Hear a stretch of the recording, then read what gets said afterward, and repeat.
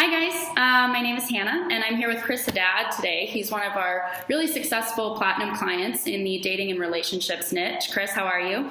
I'm doing very well, thanks. Awesome. Why don't you go ahead and give everybody a quick run through yourself, your business, how you got started, some background. Sure.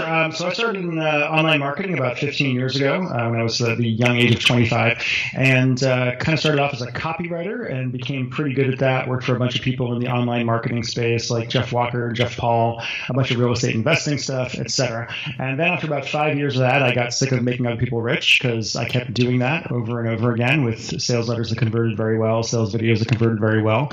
And I decided I wanted to start doing my own products and had no idea how to do anything technologically, didn't know what EPC was, didn't know how to run emails, didn't know any of that stuff back then. Started off with one called Text Your Wife Into Bed, and that kind of lit a fire that led to what quickly became a multi-million-dollar business. We run about $10 million a year in sales for much of the last several years. Last 2 years have been a little different. I had a bunch of personal stuff that got in the way from doing that. But in my marketing career, I've sold through my copy conservatively $200 million worth of stuff for a wide variety of clients.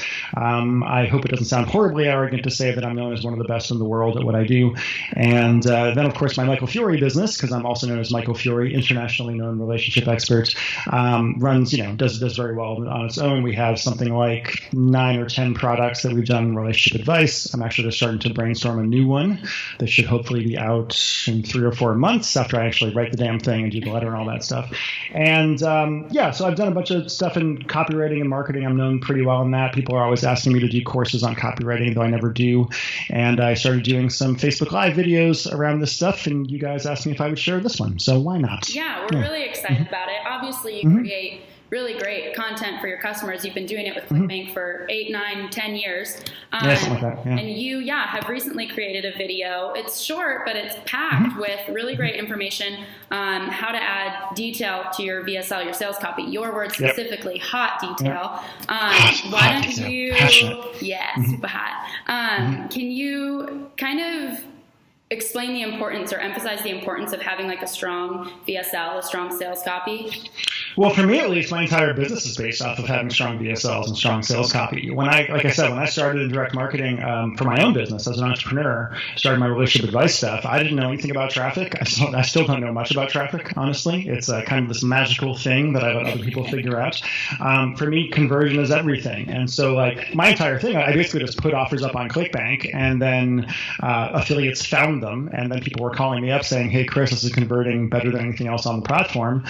Can we push it more? And we had several offers that got picked up by big media buying clients over the years. One of my biggest ones was Language Desire that we put on 3 or 4 years ago. That became a top 10 offer for 3 or 4 years, something like that, 3 years straight, I think, something like that. And for me, like copy is the fuel that runs your entire business. If you have good copy, you'll make money online. If you don't have good copy, you might as well not even bother.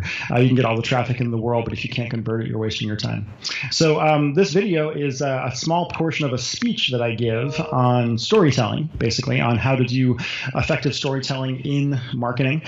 People always ask me about that, so I've given this speech at some high-level masterminds and things like that people invite me to. But people ask me, specifically from a tactics standpoint, how do you add more detail? So when you watch this video, you'll see that I take a very kind of boring fact-based story about a guy walking into his boss's office, and without going into a lot of backstory, without really giving a ton of like actual detail about what is going on, why he's going into the office, etc., really amp up the emotional content of it. Because in a VSL, some people like to make their VSLs an hour and a half long. I don't. My best ones that I converted the best are 30 to 40 minutes long, and most of that is the actual sales pitch and the guarantee and all that other kind of stuff. So as far as writing efficiently and putting a lot of emotional detail in there, because emotion is what sells.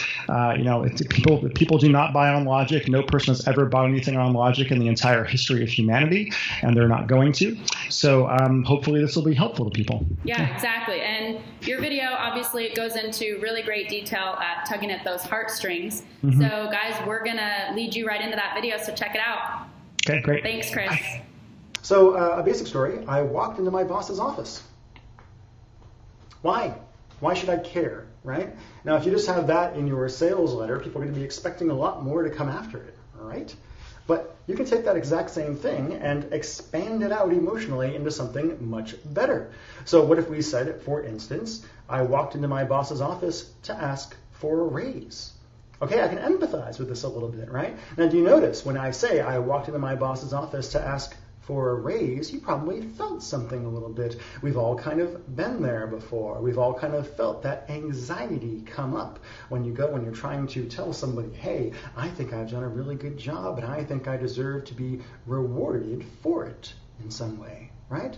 So we can empathize. I mean, were you confident? Were you scared? Notice there's stakes now. What if we then kind of take this and go a little bit further? I felt incredibly nervous as I walked into my boss's office to ask for a raise. Okay, you're robotically telling me what you're feeling, but you're not making me feel it at all, right? I mean, you're saying, I felt incredibly nervous. Doesn't really get me going in any way. So we then go from there and we make it a little bit better. We add details of what is going on in the body, right? Now, this is actually, there's a great book my wife told me about called The Emotional Thesaurus. You can check it out. It's really good. And it talks about a lot of these things, how our bodies kind of react when we are experiencing certain emotions. You know, being excited, your heart can be beating. Also, when you're anxious, your heart can be beating. All these kind of things. Context kind of matters a lot. But if I say my hands quaked uncontrollably, my heart jackhammered in my chest, I wiped my soaked palms on my pants, forced my ass-kisser smile on my face, and took a deep breath, rehearsing my sales pitch again and again and again. Do you think he's nervous? Do you get an idea that he's nervous? Did I say he's nervous? No, didn't say it at all. Didn't have to. All I had to do was give a little bit of detail of what's going on in his body. And what's cool about that is it actually causes your audience to feel it as well in a certain way, right? Everyone's had their palms get sweaty. They may even feel it a little bit. They may even be sweating in some way. You're kind of hacking your way into their brain in some way. So here's another way to make it a little bit more detailed and then kind of go from there. You know, he's rehearsing his sales pitch again and again. And then I thought of Karen, how she would smile when I told her the news, how she would be proud of me again, how we'd be able to fix everything in our marriage and be in love again if Carl would just listen and say yes. Now notice I'm not telling you my wife Karen and I were having some problems. We were falling less and less in love every day. I was feeling really nervous about it. Maybe we were heading for divorce, blah, blah, blah. You're getting the idea anyway. I thought of Karen and how she would smile when I told her the news. He wants her to be proud of him in some way. He wants to impress his wife. He wants her to love him again. She'd be proud of me again. I can just say that in that way. How would we be able to fix everything in our marriage, implying that everything is broken? We'd be in love again, meaning we're not, etc. Then we go in and we actually have the actual conversation. John, I've been hoping to have a conversation with you. Come in. Carl said in his disappointed principal voice. I looked into his cold blue eyes and felt my stomach lurch and realized I wasn't getting a raise. I do this a lot, by the way, disappointed principal voice. I'm a big fan of regressing people when I'm doing sales video stories. You'll notice this a lot. I like to find ways to bring up emotions people have when they were a little kid. And he goes on, I realized I wouldn't be making Karen proud of me. I realized that to Carl, I wasn't even a man anymore. I was a cow who led himself to the slaughter, and the hammer was about to fall. Ooh, emasculation. So let's go into a little bit more detail and make it even more emotional. And as Eric is saying here, interfere with the emotional undertones a little bit more. John, I've been hoping to talk to you. Come in. Carl said like he was the principal and I was a very bad boy sent to be punished. I looked into his cold blue eyes, felt my stomach drop, and realized I was the cow who led himself to the slaughter and the hammer was about to fall. We're kind of enhancing that idea of the regression a little bit more. We're showing you how nervous this man actually is, how he feels like a child again because he is not the authority. He doesn't have power in this case. Other people have power in this case. So what I'm saying here is don't just tell me the emotion. Tell me how the emotion is affecting you mentally and physically. Show, don't tell, of course. And how is the character interpreting the details of what other characters are doing? And that's all I'm going to talk about today. That's it. That's the entire video today.